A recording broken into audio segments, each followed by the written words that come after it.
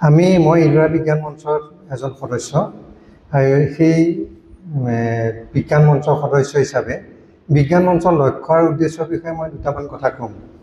কিন্তু এনেকুৱা আলোচনাত আপোনালোকৰ ফালৰ পৰা যদি কিবা প্ৰশ্ন আহে তেতিয়াহ'লে কথাটো আলোচনা কৰিবলৈ ভাল হয়, নহ'লে বস্তুটো থিয়ৰিটিকেল কৈ যোৱাৰ নিচিনা হয়। আৰু আপোনালোকে যদি আলোচনা কৰিবলৈ আৰম্ভ কৰে, কিবা প্ৰশ্ন সোধে, তেতিয়া মই উত্তৰ দিবলৈ ভাল হয়, আমিও শিকিব পাৰোঁ, আপোনালোকেও জানিব পাৰে। ইলোৰা বিজ্ঞান মঞ্চৰ তিনিটা লক্ষ্য উদ্দেশ্যৰ কথা মই ক'ম। প্ৰথমটো হৈছে বিজ্ঞান মনস্কতাৰ প্ৰসাৰ আৰু প্ৰচাৰ। বিজ্ঞান মনস্কতা মানে কি? বৈজ্ঞানিক মানসিকতা। এইটো বিজ্ঞান মনস্কতা এটা শব্দ বুলি দিছে, যদিও অভিধানত বিজ্ঞান মনস্কতা বুলি শব্দটো এতিয়ালৈকে অহা নাই, কিন্তু শব্দটো চলিছে। বৈজ্ঞানিক মানসিকতা অৰ্থাৎ যিকোনো বিষয় এটা বিজ্ঞানৰ দৃষ্টিৰে পৰ্যালোচনা কৰাটোৱে হৈছে বিজ্ঞান মানসিকতা। আৰু সেইটো কৰিবৰ কাৰণে আমি প্ৰশ্ন সুধিব লাগিব, আমি পঢ়িব লাগিব, পৰীক্ষা কৰিব লাগিব, চিন্তা কৰিব লাগিব।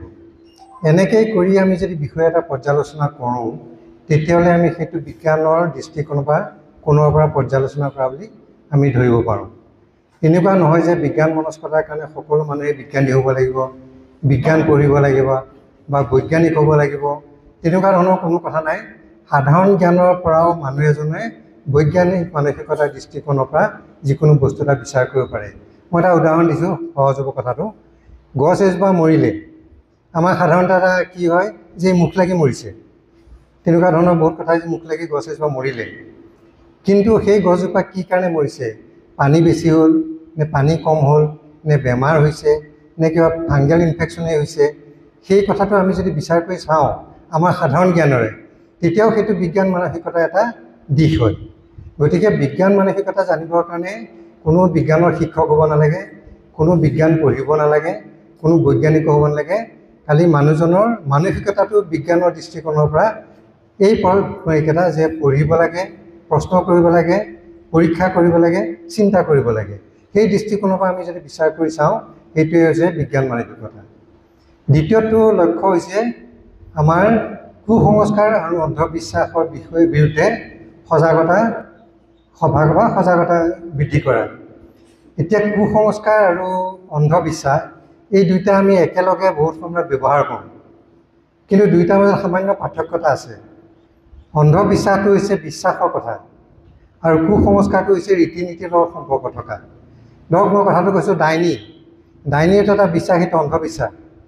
কিন্তু ডাইনী বিশ্বাসটো অন্ধবিশ্বাসৰ লগত যিবিলাক ৰীতি নীতি আমাৰ গাঁৱৰ পৰা খেদি দিব লাগে বা পৰাচিত কৰিব লাগে, সেইবিলাক হৈছে কুসংস্কাৰ। যদিও আমি দুইটা বস্তু একেলগে ব্যৱহাৰ কৰোঁ আৰু সাধাৰণতে সেইটোৱে চলি যায়, তথাপিতো দুইটাৰ মাজত সামান্য পাৰ্থক্যতা আছে। গতিকে আপোনালোকে সেইটো কথা মন কৰিব যে কুসংস্কাৰ আৰু অন্ধবিশ্বাস দুইটা সম্পূৰ্ণ একে বস্তু নহয়। আৰু যিকোনো বিষয় বা ৰীতি নীতি হওক বা বিশ্বাসেই হওক, আমি পটকৰে সেইটো কুসংস্কাৰ বা অন্ধবিশ্বাস বুলি কৈ দিয়াটো কিন্তু উচিত নহয়। যিকোনো বিশ্বাস এটা আমি অন্ধবিশ্বাস বুলি কৈ দিয়াৰ আগতে আমি সেইটো বিষয়ত পঢ়িব লাগিব, চিন্তা কৰিব লাগিব। আকৌ এই বিজ্ঞান মনস্কতাৰ কথাখিনিয়ে ঘূৰি আহিলে যে আমি পৰীক্ষা কৰিব লাগিব, যদি আমি পাৰোঁ বা কোনোবাই যদি এই বিষয়ত গৱেষণা কৰিছে, সেই গৱেষণাৰ ফল কি আমি জানিব লাগিব। সেইখিনি জানি উঠিহে আমি বিশ্বাস এটা অন্ধবিশ্বাস বুলি ক'ব পাৰোঁ বা ৰীতি নীতি এটা কুসংস্কাৰ বুলি ক'ব পাৰোঁ। মই বহলাই কোৱা নাই, অলপ ছুটিকৈ কৈছোঁ কথাটো। আৰু এটা কথা হৈছে কি, সকলো বিশ্বাসে আমাৰ ক্ষতি নকৰে বা সকলো ৰীতি নীতি সদায় যে আমাৰ ক্ষতি কৰিব তেনেকুৱা নহয়। গতিকে আমি যেতিয়া এই বিষয়ত আলোচনা কৰিম, তেতিয়া কোনবিলাকে আমাৰ ক্ষতি কৰে, কোনবিলাকে আমাৰ ক্ষতি নকৰে আৰু কোনবিলাক আচলতে ক্ষতিকাৰক নহয় কিন্তু ভুলকৈ এইটো দেখুওৱা হৈছে, সেই কথাটো আমি বিচাৰ কৰি চাব লাগে। আৰু মই এটা উদাহৰণ দিছোঁ। ধৰক মানুহ এগৰাকী এটা কেঁচুৱা প্ৰসৱ হ'ল, প্ৰসৱ হোৱাৰ পিছত কি কয়, মানুহগৰাকী চোৱা বুলি কয়নে? চোৱা বুলি কৈ মানুহগৰাকী এটা ঘৰত সোমোৱাই থৈ দিয়ে এমাহমানৰ কাৰণে, সেইটো আমি চোৱা বুলি কওঁ। এতিয়া আমি পটকৰে সেইটো কিন্তু কুসংস্কাৰ বুলি কৈ দিব নালাগে। কিয় মই কৈছোঁ, বিজ্ঞানৰ দৃষ্টিকোণৰ পৰা চাবলৈ গ'লে সেই মানুহগৰাকী আৰু নতুনকৈ জন্ম হোৱা কেঁচুৱাটো যদি অকণমান অইন মানুহ অহা যোৱা কৰিব নোৱাৰা ইয়াত থাকে, তেতিয়াহ'লে এইটো সংক্ৰমণৰ চান্সটো অতি কম থাকে। আমি মেডিকেলত কি কওঁ, যদি কোনোবাই কেঁচুৱা এটা চুবলগীয়া হয় তেতিয়াহ'লে এনেকুৱা মানুহৰ দ্বাৰা চুৱাব লাগে যাৰ কোনো বেমাৰ নাথাকে, বিশেষকৈ হাতৰ বেমাৰ নাথাকে, ভাইৰেল বেমাৰ নাথাকে, চৰ্দি জ্বৰ নাথাকে, তেনেকুৱা মানুহে কেঁচুৱাটো ল'ব লাগে। আৰু লোৱাৰ আগতে তেওঁ কিন্তু চাবোন দি হাত ধুই ল'ব লাগে। গতিকে সকলো বিশ্বাসকে আমি মানে পটকৰে ভালকৈ ভাবি চিন্তি নোচোৱাকৈ, পঢ়া শুনা নকৰাকৈ আমি অন্ধবিশ্বাস বা কুসংস্কাৰ বুলি কৈ দিব নালাগে।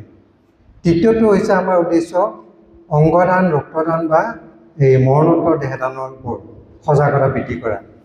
অংগদান আপোনালোকে প্ৰায় সকলোৱে জানেই, ৰক্তদানৰ কথা শুনিছে, সেইটো এটা এবিধ অংগদান। গতিকে সেইটোৰ বাহিৰেও আমি কিন্তু বহুত অংগ দান কৰিব পাৰোঁ। চকু মানে কৰ্ণিয়াটো, মণিটোহে দান কৰে। তেনেকৈ আমি লিভাৰ, যকৃত, তাৰপিছত আপোনাৰ কি বুলি কয় এইটো লাং, কিডনী, মানে দেহৰ প্ৰায় সকলো অংগ আমি দান কৰিব পাৰোঁ। কিন্তু যিহেতু আমাৰ এতিয়ালৈকে এনেকুৱা আন্তঃগাঁথনি হোৱা নাই আৰু তেজপুৰত আমি আনকি চকু দান কৰিব নোৱাৰোঁ, গতিকে এই বিষয়টো আমি আলোচনাহে কৰিব পাৰোঁ। কোনোবাই যদি চকু দান কৰোঁ বুলি কয়ো তেতিয়াও আমি কিন্তু তেখেতক আমি বিশেষ সহায় কৰিব নোৱাৰোঁ। তথাপিতো আমি সজাগতাৰ বিষয়ত যাওঁ, কিয়নো এই কথাটো জানিব লাগে, কাৰণ আজি নহ'লেও 5 বছৰ পিছত অন্ততঃ এনেকুৱা ইনফ্ৰাষ্ট্ৰাকচাৰ আমাৰ তেজপুৰতো ডেভেলপ হ'বগৈ। সেইকাৰণে মানুহ আগতীয়াকৈ সজাগ হৈ থকাটো ভাল। মৰণোত্তৰ দেহদানৰ কথাটো হৈছে কি, মৰণোত্তৰ মৰাৰ পিছত আমাৰ কি হয়, মানুহজনক হয় পৰি পেলাই, নহয় কবৰ দিয়ে। আৰু কিছুমান ধৰ্মত যেনে ধৰক আপোনাৰ জৰথুষ্ট্ৰিয়ানসকলে ওখ পৰ্বতৰ ওপৰত থৈ দিয়ে, য'ত মানে এইটো জন্তু বা চৰাই খাব পাৰে, তেনেকুৱা কৰে। কিন্তু আমি কৈছোঁ যে মানুহজনে যদি নিজৰ দেহাটো আগতীয়াকৈ দান দি থৈ যায়, তেতিয়াহ'লে চিকিৎসা মহাবিদ্যালয়ত সেই দেহাটো লৈ যাব। লৈ যোৱাৰ পাছত তাত যিসকল ল'ৰা ছোৱালী পঢ়ে, আমিও পঢ়িছিলোঁ যে ডেড বডিটো আমি ডিছেকশ্যন কৰি পেলাই মানুহৰ শৰীৰৰ বিষয়ে আমি জানিছিলোঁ।